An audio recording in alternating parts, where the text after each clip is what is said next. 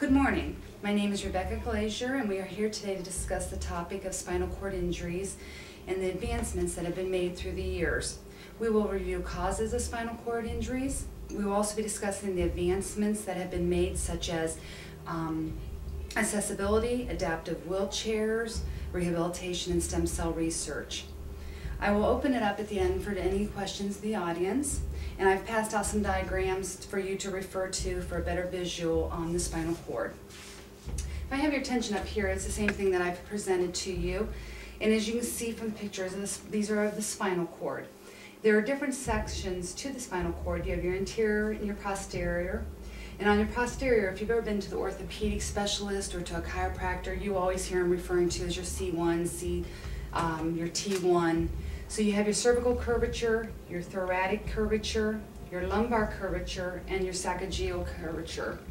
On the interior part of it, you have your first cervical vertebrae, and then you come down to your second cervical vertebrae, going into your thoracic vertebrae, and then you also have your intervertebral disc down to your first lumbar vertebrae.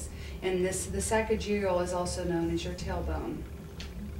Here is the vertebral part of the body of the spinal cord. If you notice, there's the posterior, which is made up of different sections: the spinous process, the lamina, the transverse process, superior article process, the vertebral foramen. On the anterior, you have the pedicle, the body, and the spinal cord. And right in the very center is the actual spinal cord. So as you see by these diagrams of how the spinal cord is encushioned and encased in this to keep it protected. Spinal cord injuries are major life-changing events. There's new technology and devices that allow for the individuals with spinal cord injuries to live longer and to be able to live at home. Traumatic injuries may be caused by traffic accidents, sporting injuries, recreation, and domestic injuries. Then you also have your non-traumatic injuries that are caused by degenerative, ineffective, and oncogenic spinal lesions.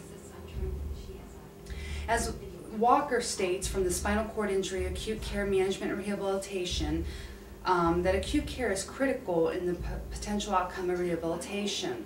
It is pertinent that from the time the individual comes into the ER or the acute care, that from their care to what caused the injury, the potential of the injury, the extent of the injury, and the plan of care for the individual. The plan of care can include the rehabilitation must start immediately by training the individual's family and their caretakers. We also have the use of stem cell research that is being done. Stem cell research is showing promise in the repair of bone defects, cartilage repair, and degenerative disc disease. The controversy that surrounds the use and research of the stem cells is noted in the by Bagaria, Patel, Sapir, Chad, and Bakaria in Stem Cells in Orthopedic Current Concept and Objective Applications. Also, then you have your individuals that are dependent on ventilators. And the cost for that has increased quite significantly over the years.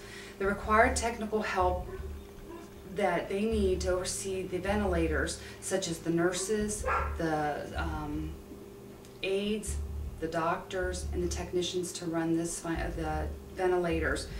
Battelle, from the cost of ventilator-dependent spinal cord injuries, patients in the hospital and at home, is quoted to say that it approximately takes $481 per day to run a ventilator for a dependent individual. So as we know, that is mainly out of the cost range for most average families. Then came along the inventions of wheelchairs and the adaptive that has been made with them, the advancement. Wheelchairs were actually invented at the end of World War II for the veterans. If you were a veteran with a spinal cord injury, that you mainly either stayed in an acute care hospital or you remained bedridden. So wicker chairs were designed, and very few people could afford them due to the cost. The specialty of them was passed on to the automotive field industry, and they started building them. And as we know today, we have power wheelchairs, we have standard wheelchairs, and it's become its own industry. So the advancement with just wheelchairs alone has been significant. And before the wheelchairs, again, I'll say that there was not any other options for mobility for the individuals.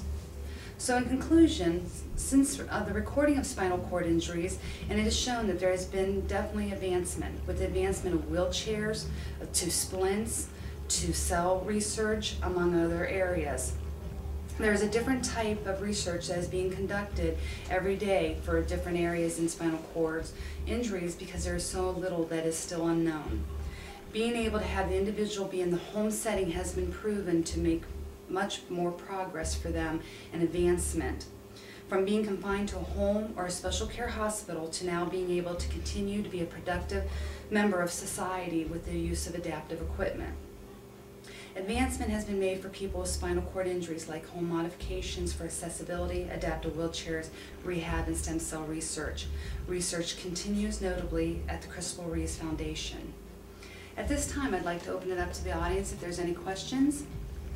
What type of discrimination still remains? There still is a lot of discrimination out there. It could be in the workplace. Maybe the place is not big enough to handle a power wheelchair or an adaptive wheelchair. Maybe the workplace is on a second floor and there's no elevator, or it's an apartment building that's on the second floor and there's no elevator. It could also be based on their weight, their race, and that. So it is still out there, even though there are laws to protect the individuals from discrimination. What types of adaptive equipment is available? There's all sorts of adaptive equipment. We have come so far from splints for mobility. We have ramps that it can help you get into your home, to the doctor's office. Your vehicle alone has adaptive equipment so they continue to drive. We have wheelchair lifts that are fitted for your van so that their wheelchair can go with them. Eating devices so that they can be independent while eating or being able to eat it all together. There are so many that's very numerous and I can't name them all, but there's definite progress that has been made and continues to be made so that individuals can work and live alone or with assistance on their own. Any other questions? Well, at this time we'll conclude our seminar and thank you very much for attending. Have a good evening.